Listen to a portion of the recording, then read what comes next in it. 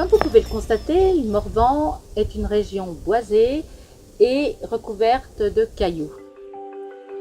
Ces cailloux que l'on appelle parfois des porons, porons en langage morvandio justement. Donc ici nous sommes au Poron Murger.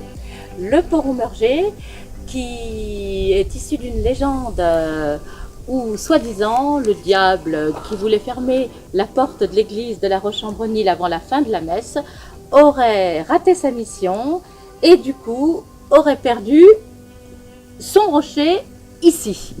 Donc depuis ce Poron Murger, on l'appelle également les épaules du diable.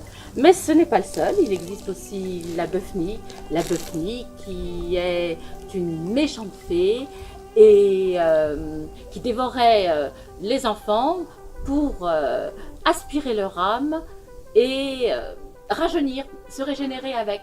Et donc ici, il y a plusieurs sites que l'on appelle la Bœufnie. Le premier étant en Galafre, le second pas très loin du Poron Murger.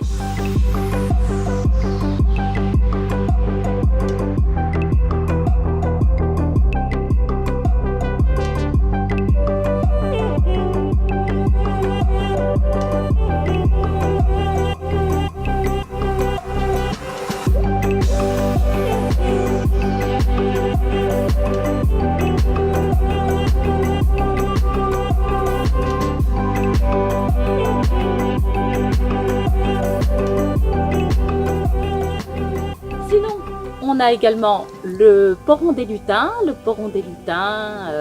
qui autrefois abritait de vilaines sorcières, mais grâce à un petit lutin très intelligent qui s'appelle Alban d'ailleurs, comme mon petit-fils, et bien ce rocher est devenu le Poron des Lutins, l'abri de nos lutins.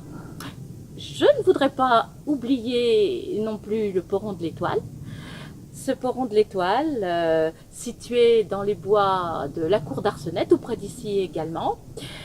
Alors, j'en ai fait un compte, puisque une comète est gravée dans la pierre, et si on touche cette comète un jour d'éclipse de soleil, mais peut-être d'éclipse de lune aussi, sachant qu'il y en aura une bientôt, hein, eh bien, on est transporté au pays des fées.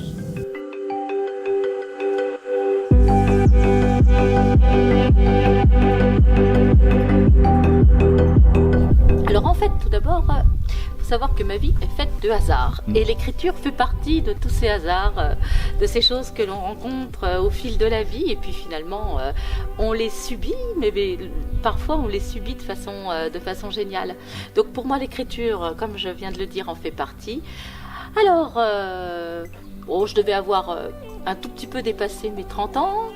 Et je m'ennuyais dans ma vie, donc je me suis dit, je vais faire un petit essai. Puis j'aimais ça, j'aimais créer, j'aimais quand même écrire. Et ce petit essai, je l'ai envoyé à des maisons d'édition.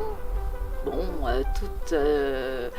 la plupart me l'ont refusé, mais une m'a écrit en disant, écoutez, on ne vous publie pas en l'état, mais ce serait bien, on aime votre écriture, ce serait bien que vous nous écriviez un roman pour la jeunesse. Et voilà comment ça a commencé. Et tu es toujours dedans? Je suis toujours dedans. Et ça s'arrêtera pas. Et toujours le hasard, et toujours heureuse d'y être. Globalement, pour les gens de la région en général, ceux qui ne me connaissent pas, je suis toujours heureuse quand j'entends quelqu'un dire « vous nous avez réappris à rêver ». Vraiment, je trouve que c'est réussi dans ces conditions.